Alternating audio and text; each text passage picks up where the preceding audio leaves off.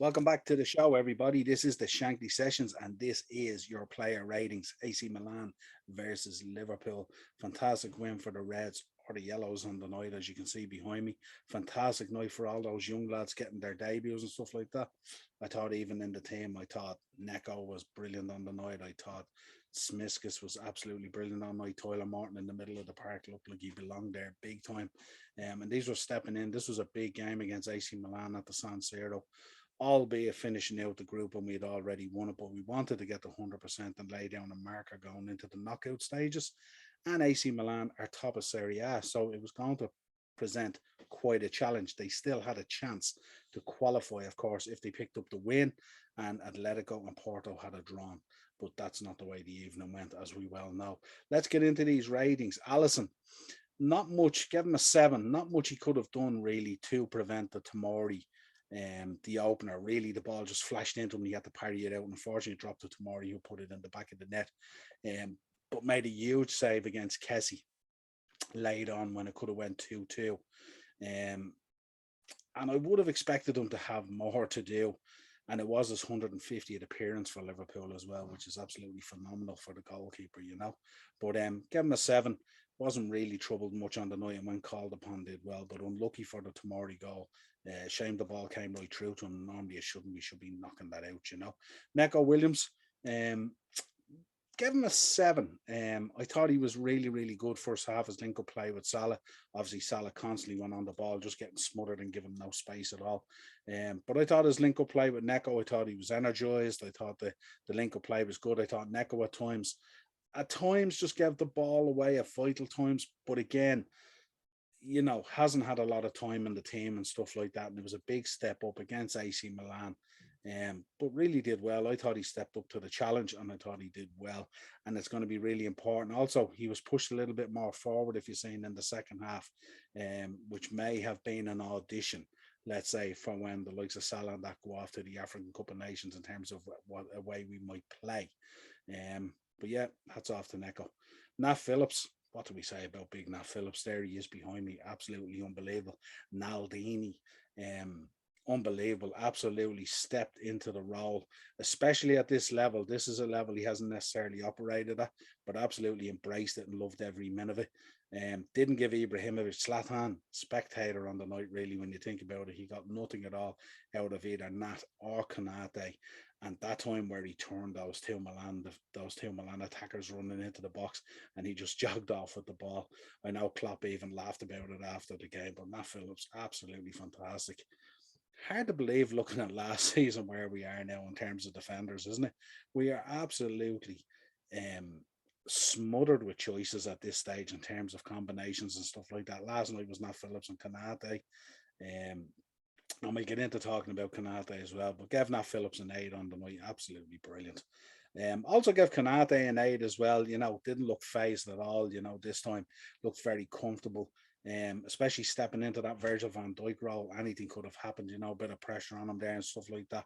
But it was a dominant display for him as well. I mean, he gave no one nothing really. And even that tackle that he made in the box, he was so assured and calm and careful about it and stuff like that. So an 8 for the Frenchman, absolutely brilliant. Costas, I thought, was brilliant on the night as well, absolutely fantastic.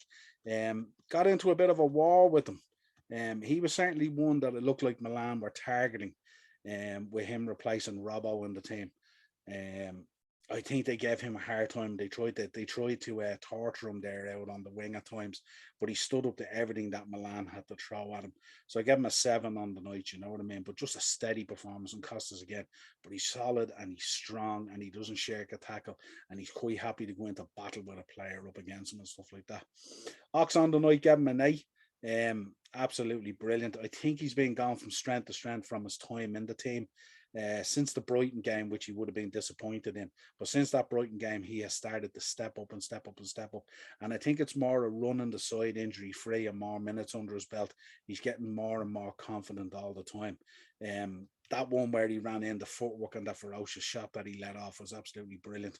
And then the keeper parried it out to Salah, who had plenty to do. But Salah put it away. But yeah, gave Ox an 8 on the night. Taki played in a deeper role than usual. I was surprised the same. Like I was looking at the lineup when they came out and I was going Salah, Origi, Mane, Minamino. What are we playing here? I wasn't too sure what way it was going, but they played him in the deeper role on the left side of midfield. Had some really good touches, but didn't really come into the game that much. I was expecting more from him. Give him a 6, but I thought he was disappointing from the corner where he came off that front post there that led to the ball flying through to Allison. I thought he could have held his ground there a little bit more. Only a small thing, small adjustment between getting a 6 and getting maybe a 7.5 or something like that. But of course, we have to allow for the fact like he's playing in a very different role than we know he can play. Mo Salah made a difficult finish look absolutely simple. This man is absolutely the best player on the planet right now. Was taken off after 64 minutes, obviously with the game in mind, Aston Villa and stuff like that. But that's his 20th goal of the season. 20 goals, lads, and we're just outside of the first week in December. Absolutely unbelievable from this man. He's just incredible. Um, what else can we say about him? That's also the 5th season where he has scored 20 plus goals. So not too bad for a one season wonder, huh? Sadio Mane, the only member of the front three who didn't get on the score sheet, but worked hard. And of course, his opportunity where he smashed it at the keeper and the keeper parried it out led to the header from Divock Origi. I think at times with Mane, he's an absolute thorn at times in people's side. But sometimes he just drifts out of the quality that we think he might have towards the end of the movement and stuff like that. But last night when he did create that chance, you know, what can we say? Another time he'd be on the score sheet. But I think in recent times he might need to pick up a few goals. Hopefully we'll see him scoring a few before he heads on to off to the African Cup of Nations. Um, Divock Origi, um, what can we say about this man? I mean, legendary status at the club for a man who's kind of a bit part player, if you like, or a super sub, if you like. I have said time and time again on these shows, he needs to be made feel part of the team and used more and more where possible. Gave him an 8 last night. Although a lot of times he ended up on his backside, I think with his size and his strength, I think he could be a bit stronger in possession. I know at times you want to draw the foul, but at times he was trying to draw the foul in areas where it didn't really benefit us, where if he just showed his strength and fed the ball off and stuff like that, I think it would work better for us. But cropped up and got his goal, an absolute sublime header into the top of the net. Keeper had no chance at all. But to adjust his position and stuff like that, and to hit the ball with that pace, because he was out quite a bit, it was quite a distance on the header as well. But gave him an 8 last night. Brilliant goal for him, and delighted to see him on the score sheet, especially after the weekend where he picked up that goal as well against Wolves. So brilliant from Divock Origi. Joe Gomez getting some nice minutes under his belt. Didn't really rate him. You could give him a 6 or give him a 7. He really had nothing much to do. But getting minutes under his belt and great to see him getting back. Keita the same. 25 minutes to build up his fitness really for the weekend and stuff like that. Hopefully maybe see Keita in the team with a little bit of luck against Aston Villa. He always poses that attacking threat. But great to see both those guys getting minutes under the belt after being out injury. Fabinho was brought on for Origi late on. Again, didn't have much to do. Got involved in a couple of tackles and stuff like that as he normally does. But Fabinho's such a brilliant player. He just slots into the team straight away, regardless of the amount of minutes or time he has. It's like he's on the pitch for the 90 minutes when he comes on. And then it was brilliant in stoppage time. And I know the boys only got a few minutes and stuff like that. But that experience of them going to Italy, being around the squad, training, the pre-match, all the stuff, and being around Klopp and stuff like that. So for Max Voltman and for Connor Bradley, I was absolutely delighted to see them come on, pulling on the jersey in a game like this, where we're creating another bit of history. The first English club to get 100% record in the group stages, 6 games out of 6, 18 points, won the group in a stroll, which most people regarded as the group of death and said that Liverpool potentially would have had problems. No such luck this time, boys.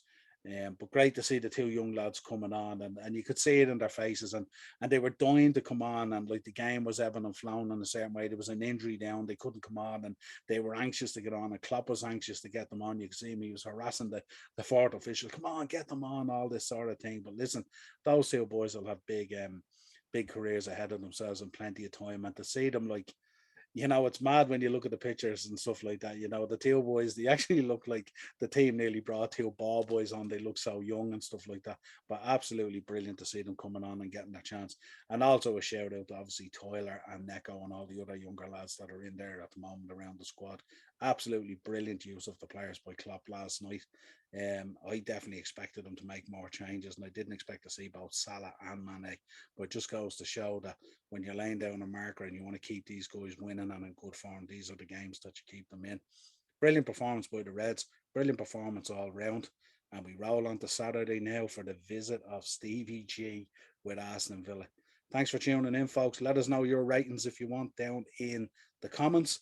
As always, let us know what you thought of the show. And if you could like, share, and subscribe, we are the Shankly Sessions, the Liverpool podcast we bring you nearly on a daily basis at this stage as part of the upper tier offering on the Dynamo Podcast Network on YouTube. And you can head over to Spotify, Podbean, or iTunes if you want to pick up audio versions of the show. You will find them there as well. And we will talk to you again real soon. Keep this going, Red Men.